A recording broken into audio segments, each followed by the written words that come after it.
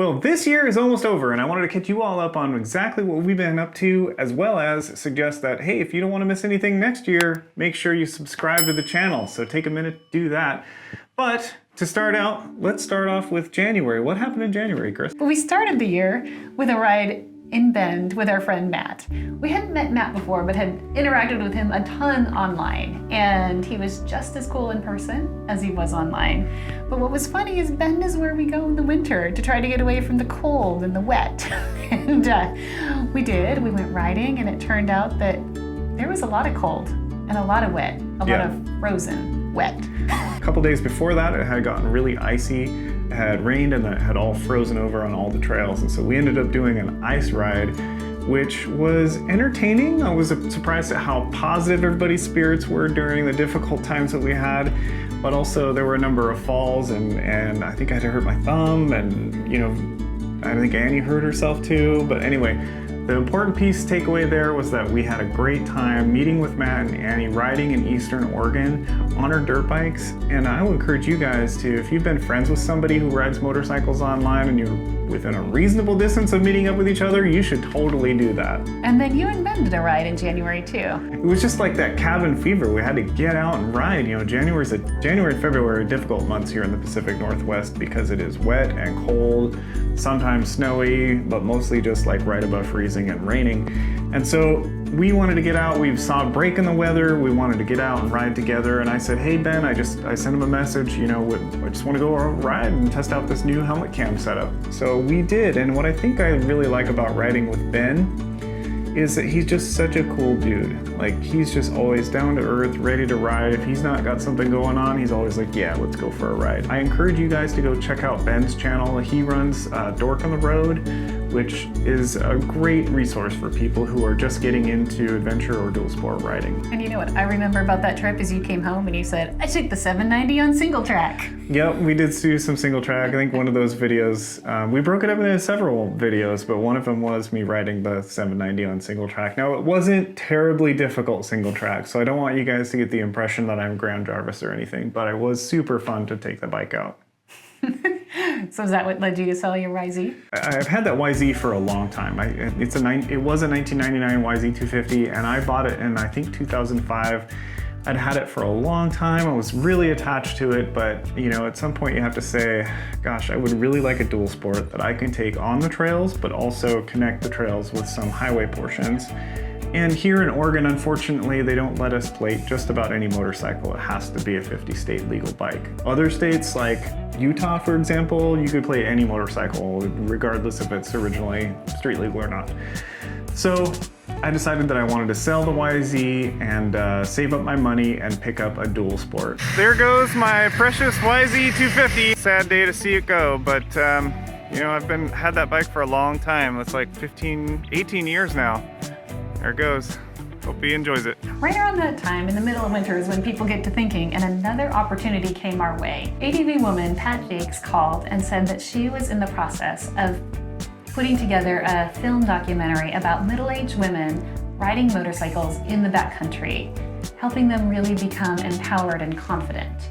And she wanted both Nathan and I to work on it. I would get to be a director. I would get to interview the women and pull the stories out of them, and Nathan would get to film with a professional videographer. And this sounded both exciting and maybe a little terrifying because neither of us has done any professional video work before. So we said yes, and then we dedicated a ton of time into working on our skills both in front of and behind the camera. And so the very first video that we produced with that in mind was the How Motorcycles Saved My Life video. And if you guys haven't seen that, we'll go ahead and link that somewhere up here at the top of the screen, where you guys can kind of check it out and see how that video differs from some of the other work that we've been doing on the channel. So March, the weather starts to get a little bit better, and I'm really grateful that Ben called us and asked us if we would go out camping with him.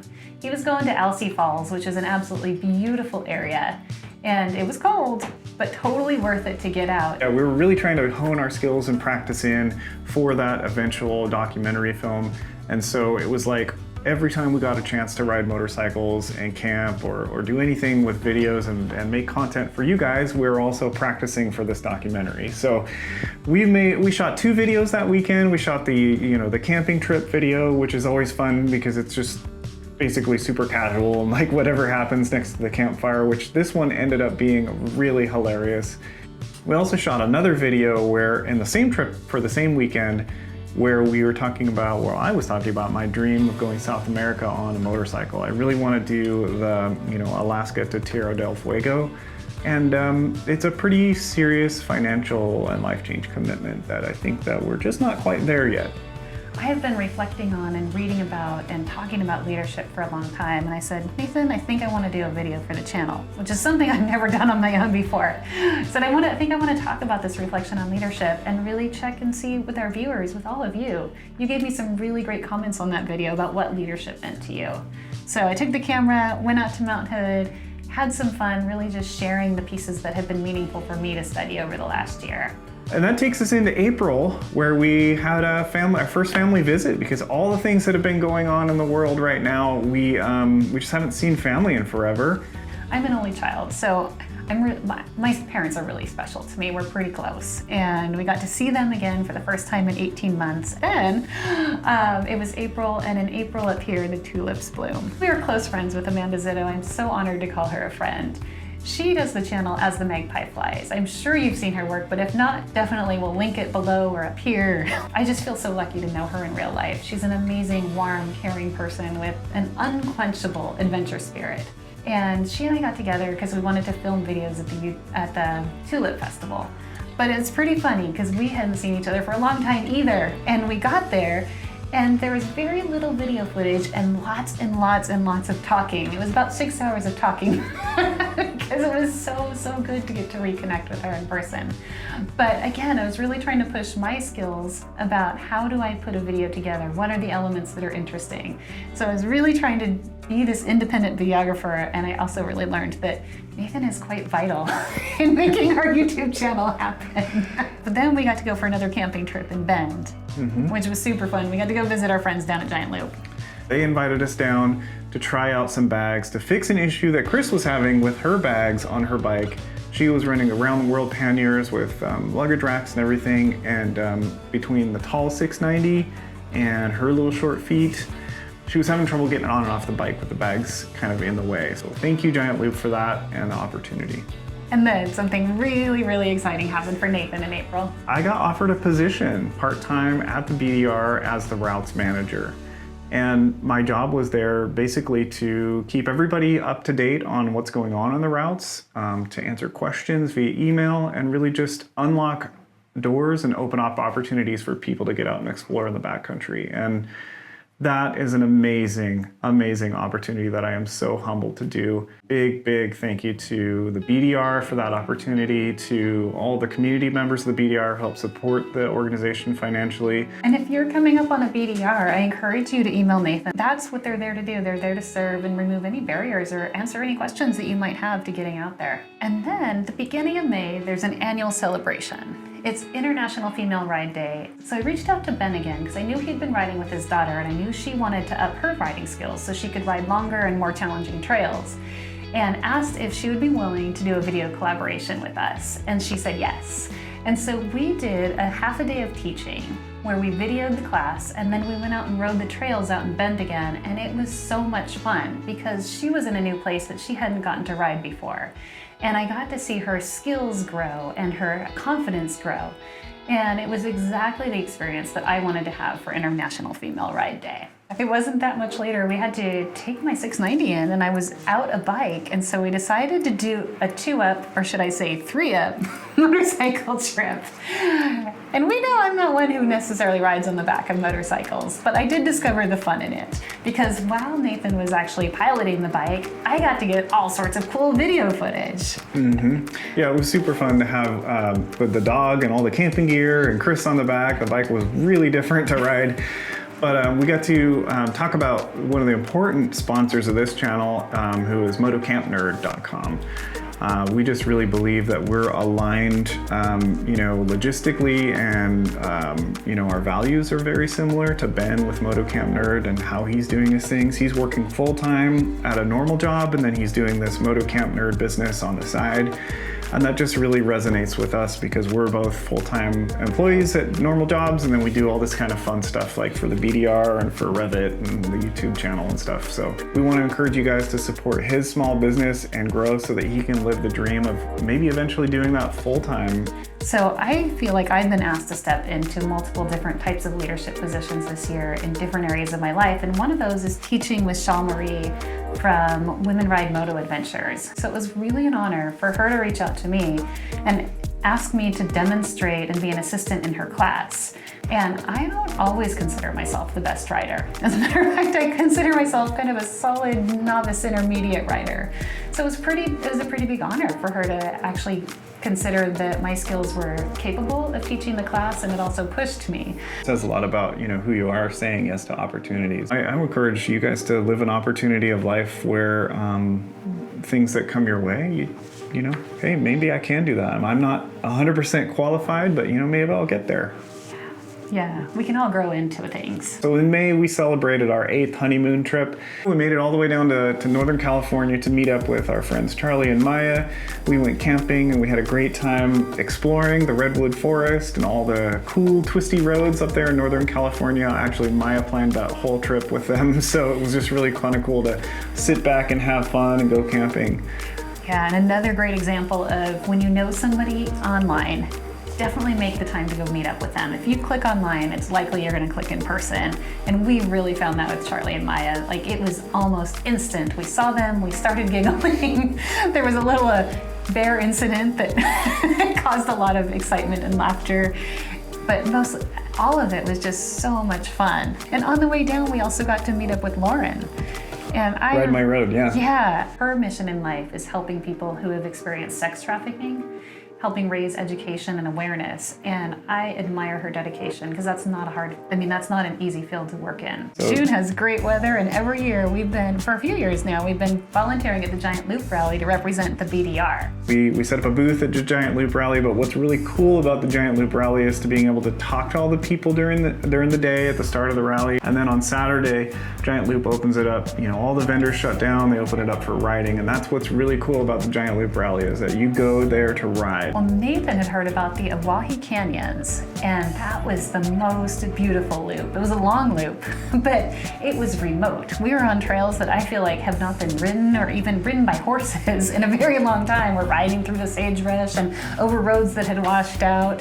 And it took us out all the way to a beautiful river where we could have lunch. And one of the great things about the Giant Loop Rally is it's held at a hot spring, and it does not get better than riding motorcycles and then soaking in the hot spring. We also went to the PNW Dual Sport Rally that month. Again, we represented BDR there. Revit was there, and Kris is a Revit women's team member. And so she got to do double duty of representing both. That's right. I got to talk to a lot of people. At the Giant Loop Rally, we realized my 690 was having a little bit of an electrical issue, and I needed a reliable bike. I needed a bike I could trust. 2 days before we left on our trip, a KTM 350 came up for sale, and I immediately emailed the seller, and we were there in 6 hours to pick up the bike. And I named the bike Tiglet because it's just like a little Tigger, which is the name of my 690. And I fell in love really pretty quickly. That brings us into July and the ADVWoman See Me Beauty documentary series that we had been so nervous and so excited and just had all kinds of emotions about. I didn't know what to expect. I'd never been a director before. When was I supposed to talk to people? What was I supposed to talk to them about? And I loved getting to know the women, and it was easy. It became easy to pull the stories out and to figure out the right time to talk to people. And I think Nathan actually got to really learn a bunch on that trip too. Yeah, Barack Nagan is the professional videographer who was on the trip, and he did an amazing job. Hats off to him. He coached me, he coached Kris along the whole way.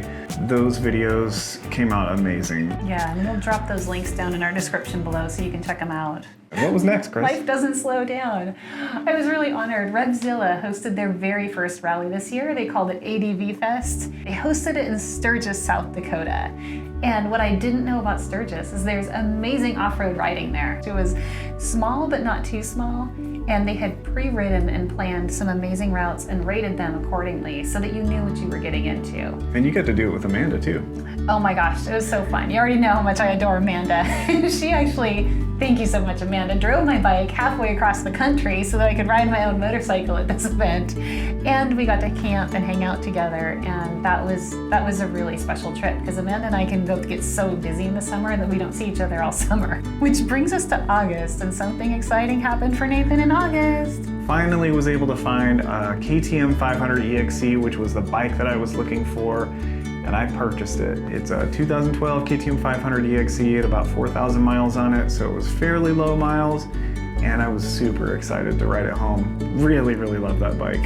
It's really the do-it-all machine. Yeah. Right after that, I actually made the commitment to get the 690 lowered. I really appreciate Paul at Evo Oregon Suspension. He actually let us make a video about the lowering, but he sort of explained that we were going to get it an inch lower than it was already, assuaged my fears that it wouldn't have as good a ground clearance or that it wouldn't be as capable. And so I took the big plunge. It's taken me 2 years to actually get the bike professionally lowered and dialed in the suspension. It's phenomenal. It rides better than it did before. So I really am glad that I did that this year. And now I feel like it's so much easier and so much more friendly to ride. Last year we had entered a contest. We ended up winning a photo shoot with my friend Kris. He drove all the way up here from LA to shoot us taking the bikes out and just talking about what we've learned in the last 10 years of riding motorcycles together and being married. Because I mean, we really started off our journey with marriage and motorcycles. It was two combined together. Yeah, definitely you with the more experience on the motorcycles. I appreciate all the coaching you've done, and I loved doing that video, getting to reflect on all of that. This year, the Tour Tech Rally was in September, and we got to go. Kris got to ride the challenge course. Tell us about that, Kris. It was pretty exciting. So this year at the rally, one of the things that I was doing was teaching. Shaw had actually asked me to be her assistant again, and at the end of my day, I shared with the students that I was going to go do the challenge course and how nervous I was because riding in front of people has historically been very scary for me. And they were like, why? You've been riding in front of us all day. And I'm like, yeah, it's different. It's really different when you're on hard terrain. And so every single one of them came to the challenge course. And I can't say it went perfectly. It was probably the hardest challenge course from what I've heard that they've ever had at that rally. But I could hear all the women from my class, and really that infected the rest of the crowd. Everybody was cheering. It didn't matter if I was moving or dropping the bike. And I knew I had to make it to the end. Even if it wasn't like a beautiful finish, I had to finish the challenge course. I had to show these ladies that had been in my class that it could be done. And after that, we got to go to the Giant Loop Campout. This was more of a casual, ride from the Giant Loop shop, start out, and then go to, we were riding the Oregon Backcountry Discovery Route 3 to Crescent Lake. It was dusty first. Yeah. But I think the other big takeaway was there's like this whole other area of Oregon that we still haven't seen, and we're gonna keep discovering those. Weather starts to turn here in the Pacific Northwest. October is generally pretty cold and starts to rain a lot. And so we decided to head south again into California where the weather's a little bit better. And we went and saw Chappie Shasta OHV area. You know, the riding was really fun. It's not terribly difficult, though there are some steep sections. What's really amazing about it is the views. Being able to get up to the top of those ridge lines and look and see Mount Shasta and Shasta Lake and all the little islands and the hills and just everything in every direction. The views were amazing. What I didn't know to expect was the ridge lines. You're riding along the ridge line and you can see for miles on both sides. And that kind of brings us to where we're at right now. We want to thank you guys so much for your comments and your feedback and watching the videos. We're just doing this kind of on the side for fun. We're not really even serious about making this channel big, but we do appreciate that if you want to subscribe to the channel and follow along on our videos next year. Let's talk about what we're doing next year, Kris. I am so excited because we are going to drive across the country to go to the BDR fundraiser in Helen, Georgia. The BDR fundraiser is a fundraising event that anybody can go to if you're interested in supporting the BDR financially, but you also get a cool behind the scenes look. You get to talk to all the BDR staff members and the board of directors and just kind of get to know the BDR people and find out what's going on, what's happening next year. There's some cool sneak previews and stuff. So if you're interested in that event, we'll go ahead and link it in the description. There's a limited number of tickets available, so you're going to want to get on that quickly. Also, we want to know from you guys, because we're hauling the motorcycles for a lot of the folks at the BDR across the country, we're going to be trailering them over. We want to know if you guys want us to make a video about that. Would that cross-country trip be interesting? I kind of think it would, but we want to know from you guys. Leave us a comment below and let us know if you want to see that video. And that kind of brings us to the end. We want to thank you guys so much for watching the video, for all of your support all over this year, and for people who have commented, giving us positive feedback and constructive feedback and all that cool stuff. We love the engagement with you guys. Leave us a comment below about some of the cool things that you did in 2021, and we'll see you on the next ride. Give me a high five. You rocked that. This is the trip. Oh, I'm so thankful. I'm trying to ride up here and I'm crying as well.